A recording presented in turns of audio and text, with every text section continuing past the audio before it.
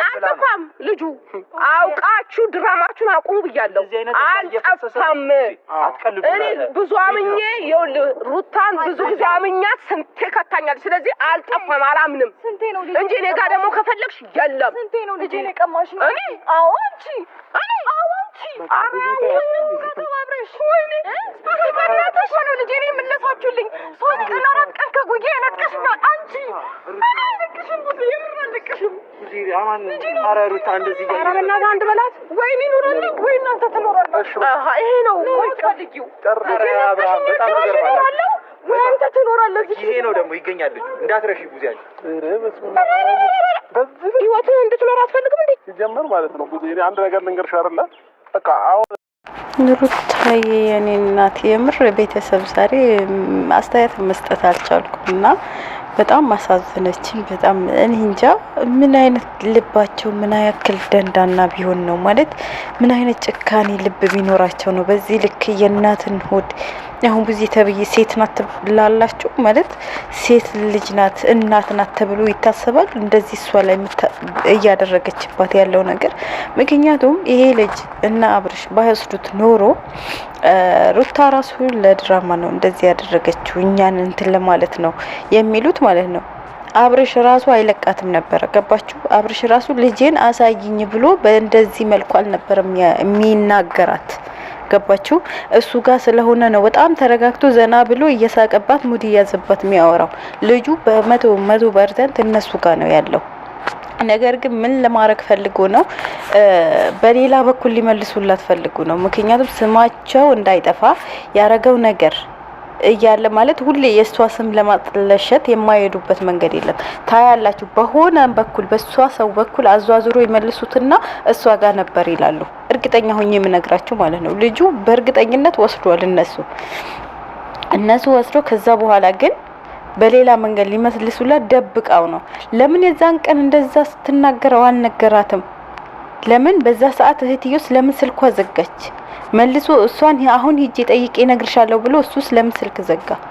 እርግጠኛ ሁኝ የምነግራችሁ የራሱ ስም ለማጣራት እየሄደ ነው ልጁ። የራሱ ስም የጠለሸ ስሙ ለማንሳት የሷ ስም ለማጥለስ ሲጀመር ሁሌ አንተ የሷ ስም ለማጥፋት የሷ ጆሮ እንዴት ልበል? እንደው ምን አይነት ፍጡር ናችሁ በእናታችሁ? የምሬ ነው ብላችሁ ምን አይነት ፍጡርና አንተ ሞንክ እህትህ ማለት ነው። የምር ሁለቱ አንድ አይነት ባህሪ ያላቸው ነው የሚመስሉ። ለነገሩ እኔ ቡዜ ልጅ ወልዳለች የልጅ እናት ናት ብዬ አላስብም። ምክንያቱም አንድ እናት የሆነ ሰው አይደለም እናት የሆነ ሰው እኛ የእናትነት ስሜት ስለምናውቀው ማለት በእናቶቻችን ልጅ ወልደን ሳይሆን በእናቶቻችን ለልጃቸው ያላቸው እንዴት ነው።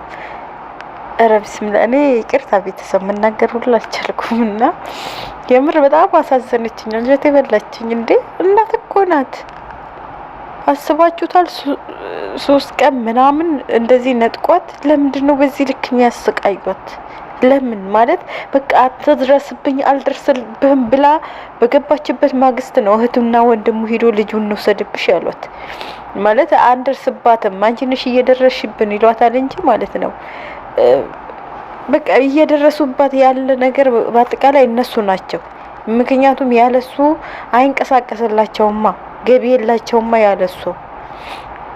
እሷን ካጡ እንዴት ይኖራል? በሆነው ባልሆነው መንገድ ይመጡባታል። የምር እኔ እንደዛሬ አስለቅሰኝ አታውቅም።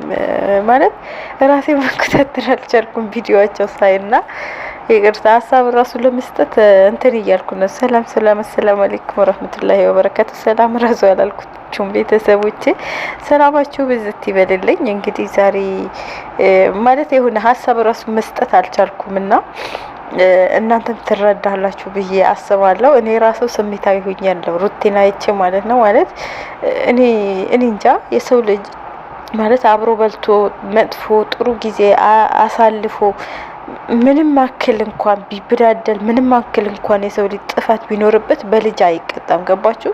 በተለይ እናት በልጇ አትቀጣም። እሷ ደግሞ በጣም ብዙ ነገር ያየችበት ብዙ ስቃይ ያሳለፈችበት ለሱ ብላ ብዙ ነገር የተሰደበችበት ብዙ የሆነችበት ልጇ ነው። ገባችሁ?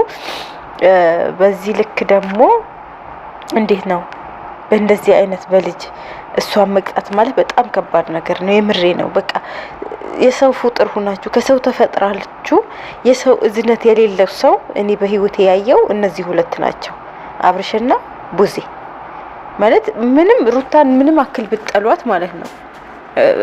ይሄ ለኦዲየንሶቼ ነው ማለት ኤርሚላም ደጋፊ ሆናችሁ የአብርሽም ደጋፊ ሆናችሁ የሩታም በቃ ምንም አክል ለሩታ ጥላቻ ቢኖራችሁ በልጅ ትቀጣ ብላችሁ የምታስቡ ሰዎች አላችሁ ብዬ ማላስብም። ካላችሁም ደግሞ እናንተም ከነሱ የማትሻሉ ጤነኛ ሰዎች አይደላችሁም ብዬ ነው ማስበው።